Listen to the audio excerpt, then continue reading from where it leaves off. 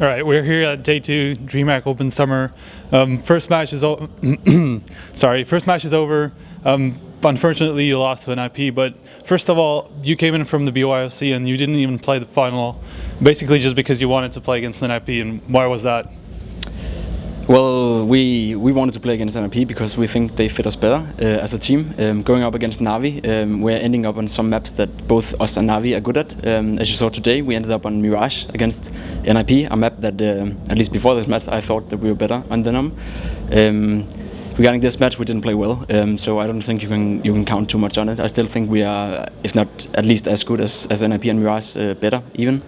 But today they showed stronger. So, but basically, we wanted to play NRP because we think that we can, at least in the best of best of one games, can end up on some better maps than against Navi. So does Navi's style kind of factor in that as well? Because they are much slower, they're much less reliant on individual skill. Do you think that countered into that as well? I don't know really. As you said, they're playing in two different ways, basically. But we have had troubles playing against Navi ever since ESL Cologne.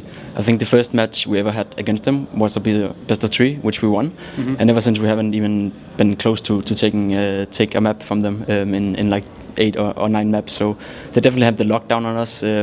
What in the play that makes them so good against us, I'm not really sure, because we actually like to play against that kind of style, that more slowed style, and where we actually have to save our grenades and be ready for the pushes. But some reason Navi always make it work against us. So yeah, that's basically why we wanted to play NIP.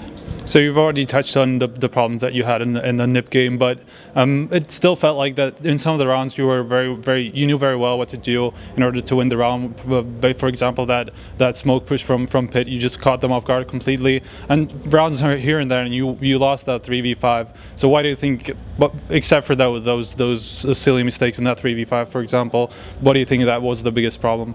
Well, that is the biggest problem. It has always been for our team, like the clutch situations when we're favored.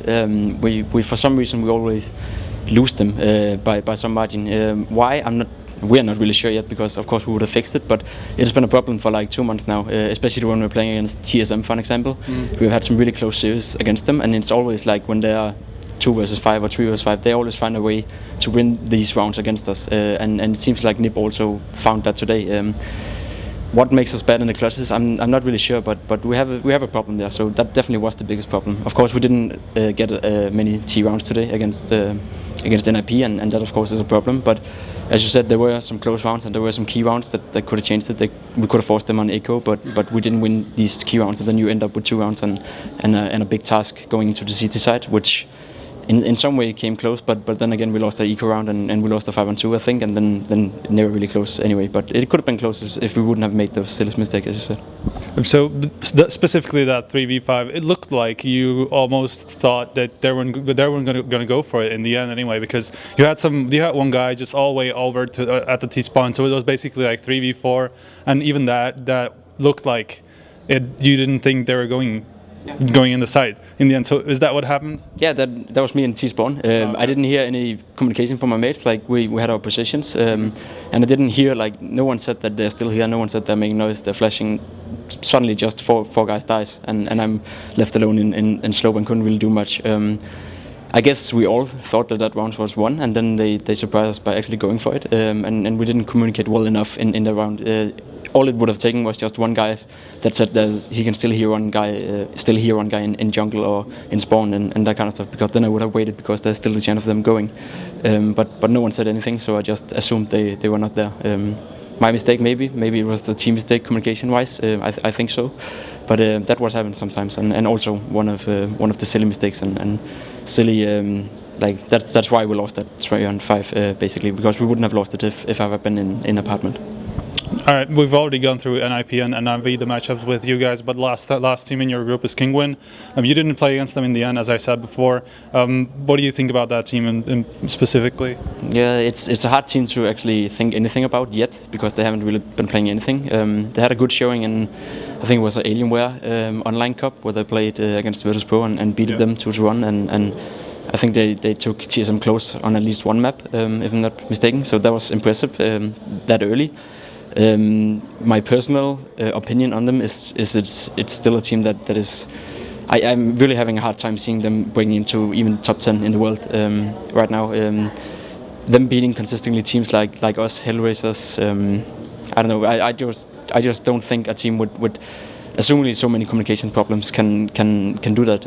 We respect them. I think 5 or 6 rounds yesterday in the bike. Again, it was against a less good team, and I'm not sure how serious they were, but their communication was not good, at least what I could hear. Far from, but that could be because they were thinking they already have won the game. I don't know. They still have to prove themselves for LAN, and this is their first chance to do so. So lastly, you've had pretty good results recently. You've even cracked the top 8 in Thorin's top 10 world ranking, basically. So what are your expectations going into DreamHack Summer? Well, we want to go out of these groups. It's a hard group, especially compared to the one yesterday. I think we would have had a much bigger chance going out against either Titan or Flipside, which are 2 teams that we've been beating a couple of times. This group is really hard. It's NIP home in Sweden, and it's Navi, who have, before the little slump here, have been, like, at least in my head, a top 4 team in the world. They are playing so good, and again we have problems playing against Navi, and we have NIP on their home soil. So it's a really hard group for us. The goal is to go out, of course. Saying anything else would be ridiculous, but it's gonna be hard. All right, thanks for the interview, Pimp. Do you have anything left to add? Any fans shoutouts? Yeah, thanks for following us. I hope that I hope that you find it fun following us. We're kind of low profile team, I would say, except for me, I guess. So there's not much hype around us, but hopefully our playing game can show people wrong and make people like us. All right, so that was the first interview from day 2 at DreamHack Open Summer. Make sure to check out hltv.org for more exclusive content from DreamHack Open Summer.